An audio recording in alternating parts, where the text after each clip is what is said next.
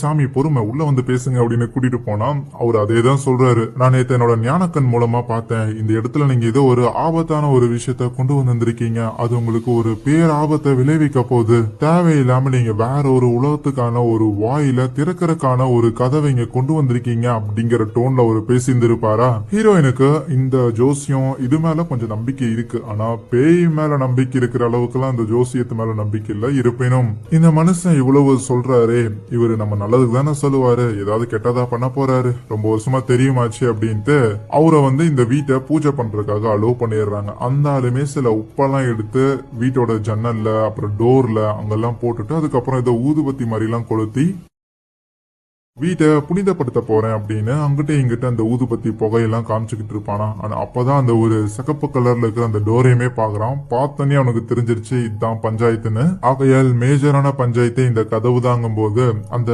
கதவுல இருக்கிற ஆன்மாக்களை கண்ட்ரோல் பண்ற விதமாக ஒரு கையில வச்சிருந்திருக்க அந்த ஊதுபத்தியில